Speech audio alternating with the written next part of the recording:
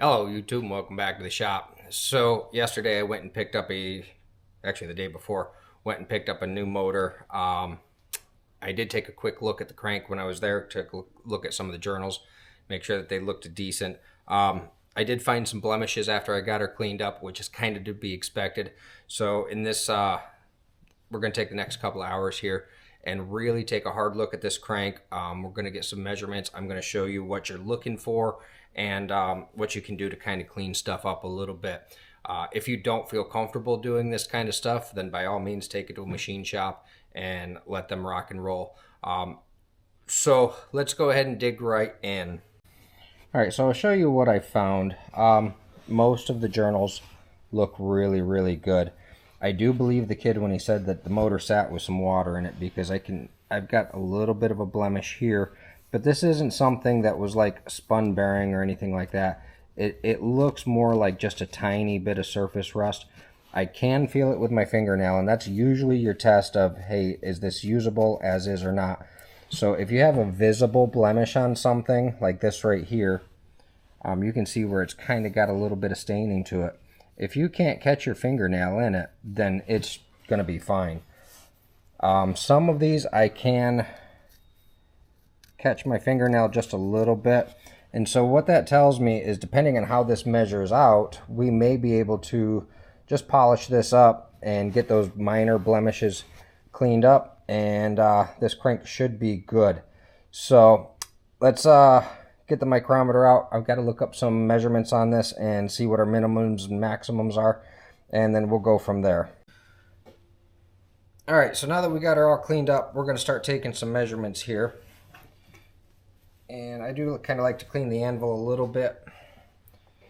And so we're going to come into our number 1 main, and we're just going to keep slowly moving and wiggling until we get right to the thickest part. And we also want to make sure that we're square to the journal. So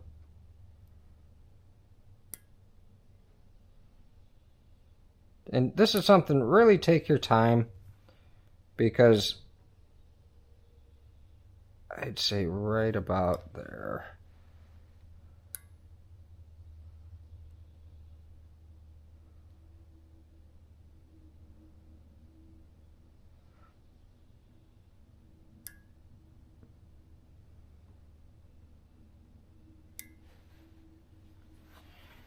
All right, so we're at 250, 260, 265, 66, 67.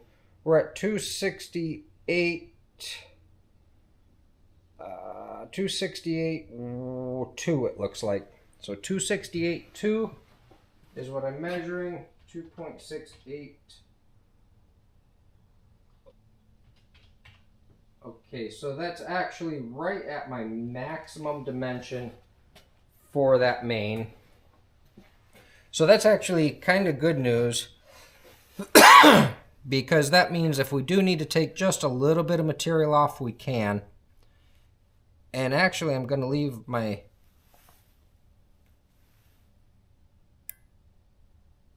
and this guy 268.2.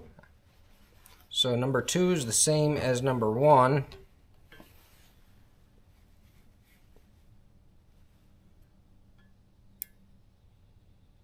Number 3. Ah, get on there.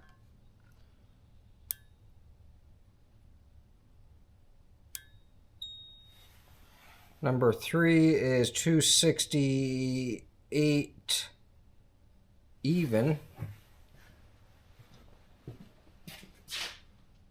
So number 3 is 268.0. Number 2 was 268.2. So number 4, 1, 2, 3, 4. Number 4, we've got, oh, number 4 is going to be just a touch smaller by the feel.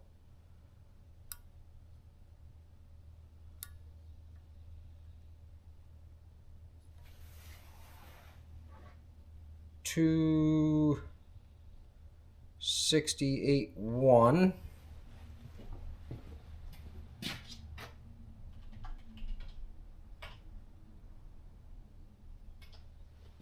Then number 5, so 3, 4.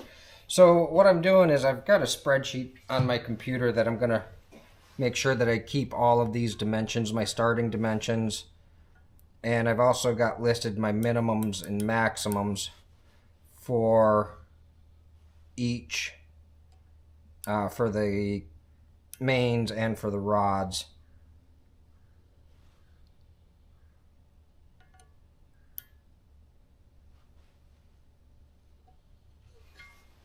There's 265, 66, 66, 7.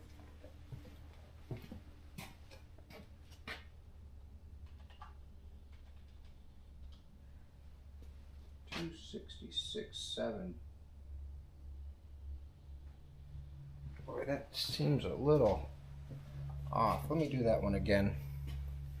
We're on number 5. 1, 2, 3, 4, 5.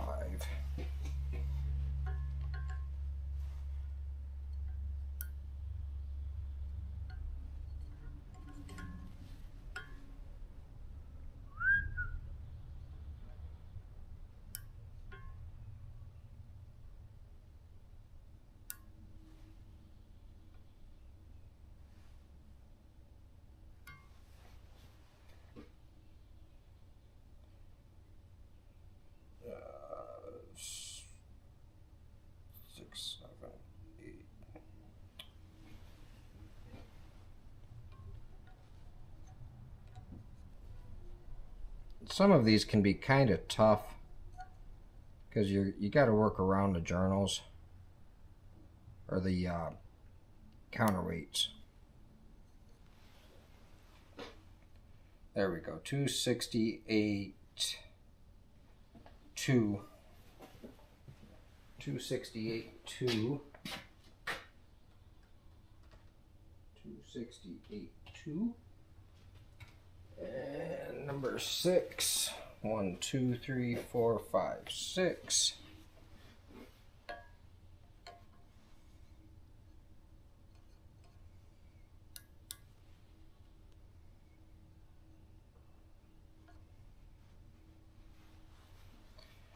$268.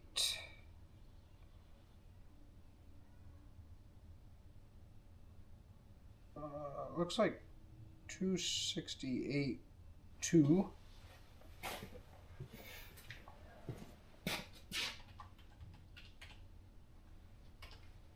And last but not least, number 7.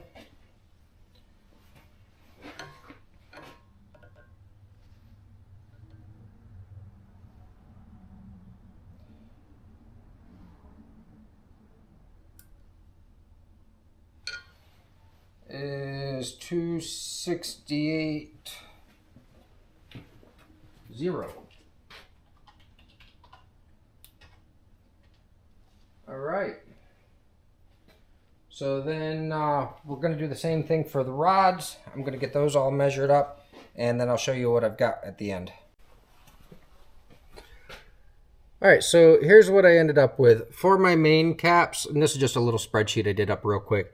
For my main caps, my minimum is 3.2672. My max is 3.2682.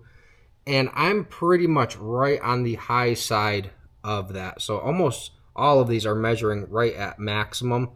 So that means that I can actually take a little bit of material off if I need to. My rods minimum is 2.716 to 2.717.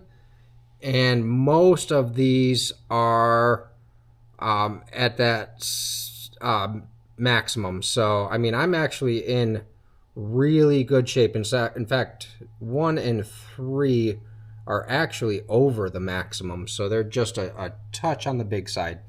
So I'm going to get you set up over here, and we're going to go through and kind of polish these guys up a little bit and see if we can't get rid of some of those blemishes.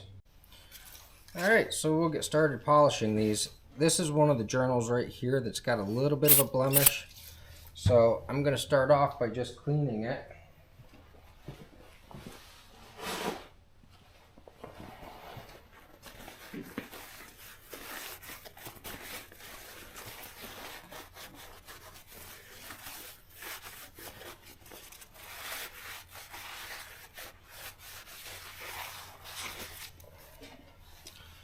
And then we've got some 600 grit sandpaper.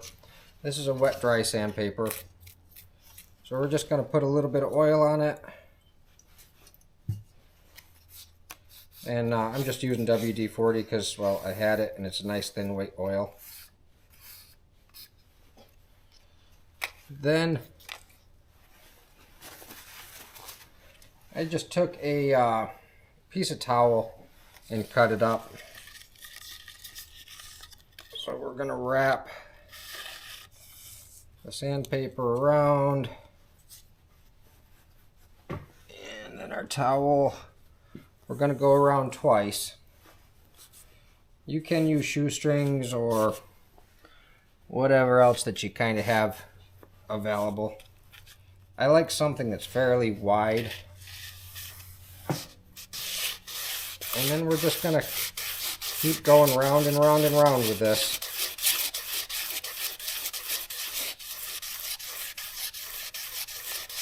So the reason that I like something that's fairly wide is because you don't want to apply a bunch of force just in one part of the sandpaper. You want to apply an equal force throughout the entire strip of sandpaper.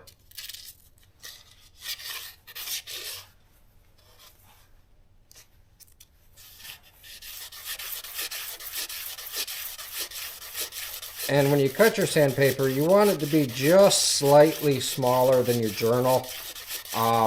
If it's too wide, it's going to ride up on the edges. And if it's too narrow, you're not going to get the full width of the journal. So just keep going back and forth and back and forth and back and forth. You can take it off and check periodically, see what your progress is.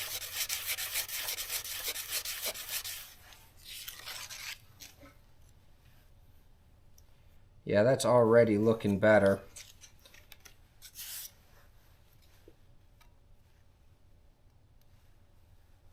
Yeah, so like this blemish here, I can just barely feel now.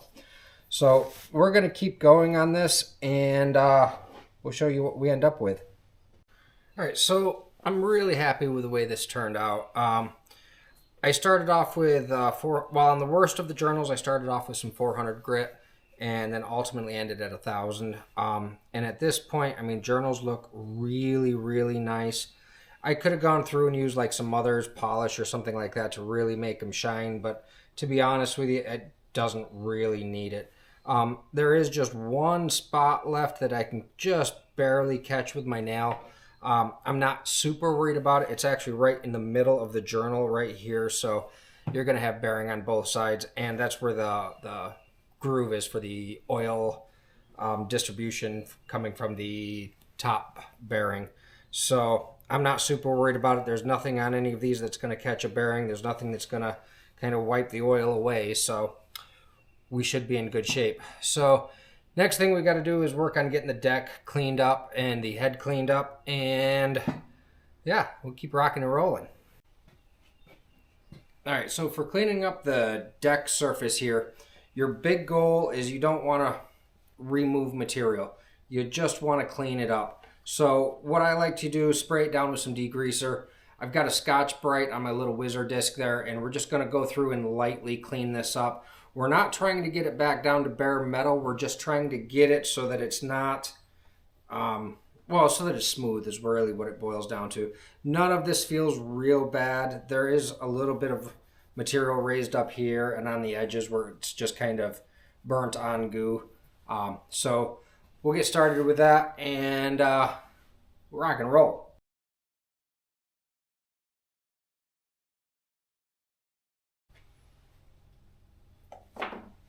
So again, we're not trying to get this down to bare shiny metal all over. We actually don't want to. We just want to get any raised surfaces off of it. and we're trying to kind of just clean this up. That's all. So this is just a Scotch Brite pad. It's a medium grit, I believe. It does pretty quick work of this. You do got to make sure that you don't go too deep any place. And just take your time with it. Like you don't have to press down hard, and you don't have to spin it as fast as it'll go.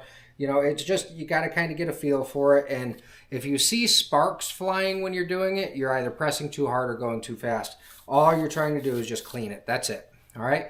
So same premise or same principle for the head. We're going to move over there and get that started next.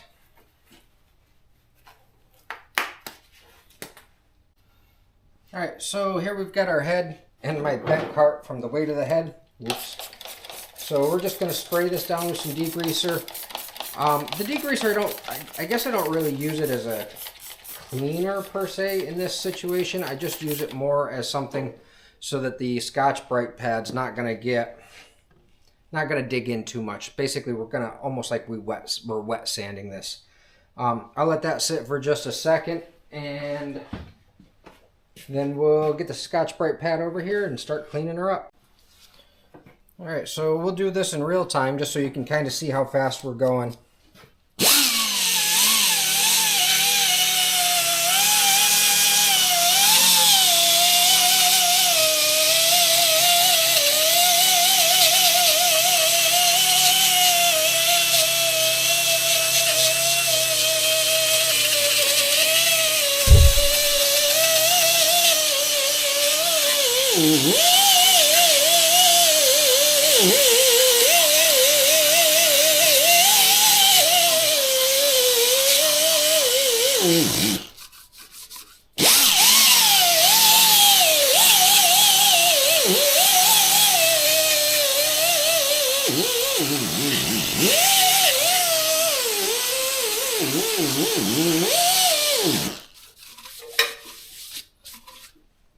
And so that's about the speed you want to go. Keep your whizzer disc moving all the time. Don't let it sit one place. Don't angle it up too much, because that edge right there will actually cut in pretty good. And just, so basically we put it on flat, little bit of an angle, keep your speed low, and just clean it. That's all we're doing.